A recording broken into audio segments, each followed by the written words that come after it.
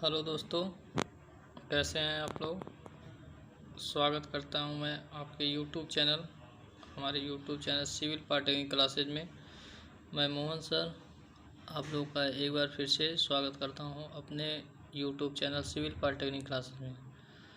दोस्तों, वीडियो को शुरू करने से पहले यदि आप चैनल पर नए हैं तो चैनल को हमारे सब्सक्राइब करिए, लाइक करिए और वीडियो यदि पसंद आए तो अधिक से अधिक कमेंट करिए। दोस्तों, इस समय आपके डिप्लोमा के सिविल के सेकेंड ईयर फोर्थ सेमेस्टर का आरसीटी का चल रहा है किताब, जिसमें 3-4 लेक्चर पढ़ चुके हैं और चैप्टर नंबर 2 आपका स्टार्ट हुआ है। चैप्टर नंबर 1 ख़त्म होकर के चैप्टर नंबर 2 आपका स्टार्ट हो गया है। तो चलिए दोस्तों शुरू करते हैं। कल आपको बताया गया था कंक्रीट और इस्पात में अनुगीय प्रतिबल कितना होता है। विभिन्न प्रकार के धरणखंड बताए थे, सिंगली क्या होता है, डबली क्या होता है। आज आप लोग को और कल बताए थे कि बल शून्य रेखा क्या होती है और कितने प्रकार की होती है। आज उसको बताएंगे। बल शून्य रेखा का विस्तृत जानकारी आपको दिया जाएगा। तो चलिए शुरू करते हैं। हेडिंग डाल लीजिए आप लोग, क्रांतिक बल शून्य रेखा। इसका इंग्लिश क्या होता है, critical neutral axis. Short form में कैसे कहते हैं, CNA, क्रिटिकल न्यूट्रल एक्सिस। जब बल शून्य रेखा की गहराई सिग्मा CB यानी कंक्रीट में अनुगीय प्रतिबल तथा सिग्मा ST इस्पात में अनुगीय प्रतिबल के आधार पर ज्ञात किया जाता है तो बल शून्य रेखा को क्रांतिक बल शून्य रेखा कहते हैं। इसे XC से प्रदर्शित करते हैं। यानी जब बल शून्य रेखा को ज्ञात करते समय हम किसका प्रयोग करेंगे, सिग्मा CB का प्रयोग करेंगे, सिग्मा ST का प्रयोग करेंगे। तो उस समय जो हमें बल शून्य रेखा प्राप्त होगी उसे हम क्रांतिक बल शून्य रेखा कहेंगे। इसे हम XC से प्रदर्शित करते हैं।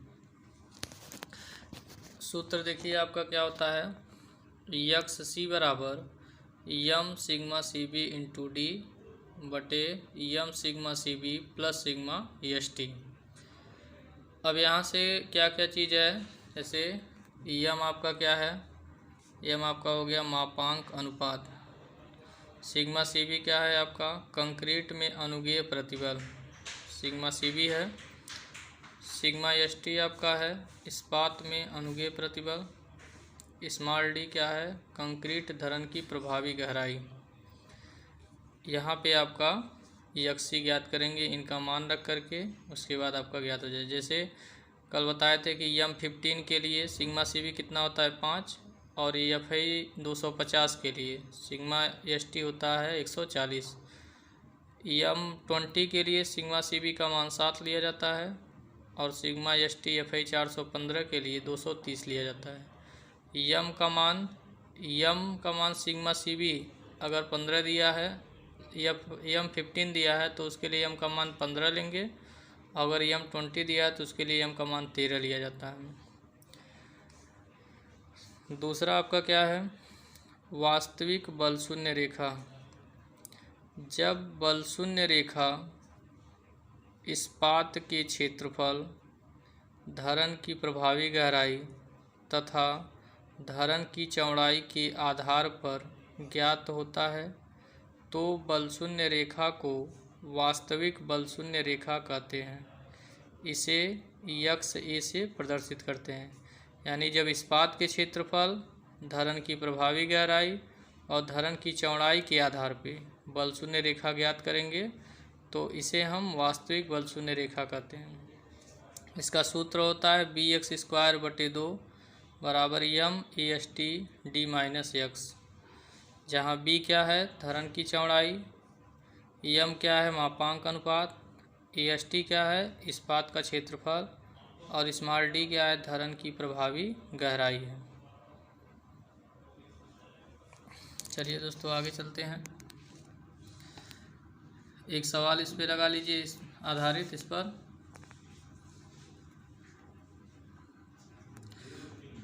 निम्न आंकड़ों के आधार पर बल शून्य रेखा ज्ञात कीजिए। क्या क्या दिया गया है? खंड का माप दिया है 260 × 600 mm। AST आपका दिया है 157 mm²। इसके बाद प्रभावी कवर दिया है 50 mm। सिग्मा CV बराबर 7 MPa दिया है। Sigma ST 140 MPa। यम बराबर 13 दिया गया है प्रश्न में। यहाँ पे दोस्तों देखिए 260 ये आपका B हो जाएगा और 600 mm जो दिया है यहाँ पे देखिए ब्रैकेट में ना तो प्रभावी नहीं लिखा है, और जब प्रभावी यहाँ नहीं लिखा रहता है और कवर भी दिया रहता है, यहाँ प्रभावी ना लिखा रहे और उसके बाद कवर प्रश्न में दिया है, तो इसे हम कुल गहराई मानते हैं। कुल गहराई में से हम प्रभावी कवर घटाते हैं तो हमारा प्रभावी गहराई ज्ञात हो जाती है। तो हमें प्रभावी गहराई निकालने के लिए 600 में से 50 घटा देंगे तो आपकी प्रभावी गहराई प्राप्त हो जाएगी। देखिए प्रश्न में अगर आपका यहाँ 600 गहराई लिख करके और कोष्ठ में प्रभावी लिख दे और कवर भी दे तो हमें उस समय घटाना नहीं रहता है, क्योंकि यहाँ प्रभावी लिख दिया है। जब प्रभावी ज्ञात है तो हमें कवर से मतलब नहीं है। और यहाँ देखिए प्रभावी लिखा नहीं है, कवर भी दिया है, तो हमें इसे कैपिटल D मान करके इसमें से हमें प्रभावी कवर घटाना पड़ेगा, तो प्रभावी गहराई आपकी प्राप्त हो जाएगी। चलिए तो 600 में से 50 घटा दीजिए तो आपका कितना आ जाएगा? 550 हो जाएगा। सिग्मा CV दिया है 7 MPa। ये आपका किसके लिए? M20 के लिए है। सिग्मा ST 140 है, यानी FI 250 के लिए है। यम बराबर आपका 13 दिया गया है। ये आपका चित्र बनाया गया है। चित्र बनाया है, देखिए इसमें ये चौड़ाई हो गई 260, पूरी गहराई 600 है, और आपका क्षेत्रफल इस्पात यहाँ बनाया गया है। इसे 50 mm इसका प्रभावी कवर ही हो गया। तो 600 में से जब 50 घटाएंगे तो 550, ये आपका प्रभावी गहराई हो गई। चलिए तो शुरू करते हैं। इसमें लगाइए, पहले आप CNA इसके ज्ञात कर लीजिए। तो CNA का सूत्र क्या होता है? यक्सी बराबर यम सिग्मा CV × D बटे यम sigma CV plus sigma ST। मान इसको रख दिया जाए। यम का मान 13, सिग्मा CV दिया है 7 और D दिया है आपका 550 बटे 13 × 7 प्लस 140। और देखो दोस्तों, इसको सॉल्व करने के लिए हम क्या करते हैं? ब्रैकेट का प्रयोग किया जाता है। ब्रैकेट का जितना अधिक से अधिक प्रयोग करेंगे उसमें कैलकुलेशन में आपकी गलती नहीं आएगी। बहुत सारे लोग को अभी कैलकुलेशन कैलसी से करना आता नहीं है, कैलकुलेटर चलाना भी नहीं आता है, तो उसमें गलती के चांस बहुत जाते हैं। वो लोग ब्रैकेट का प्रयोग नहीं करते हैं, जबकि आप अधिक से अधिक ब्रैकेट का प्रयोग करिए। चाहे आपको जोड़ना हो तब भी ब्रैकेट का प्रयोग करिए, घटाना हो तब भी ब्रैकेट का प्रयोग करिए, भाग देना हो, गुणा करना हो तो ब्रैकेट का प्रयोग करिए। जैसे इसको सॉल्व करना है तो देखिए हमने बताया इसको कैसे सॉल्व करना है। ऊपर आप पूरा ब्रैकेट में लिख लीजिए 13 × 7 × 550, 13 × 7 × 550 हो गया, बट्टे एक ब्रैकेट लगाइए। एक ब्रैकेट लगाएंगे पूरे के लिए, फिर एक ब्रैकेट लगाइए इसके लिए। तो यहाँ देखिए एक ब्रैकेट हो गया, प्लस 140 है इसको लिखिए, और ये जो ब्रैकेट लगाए थे इसको भी बंद करिए यहाँ से।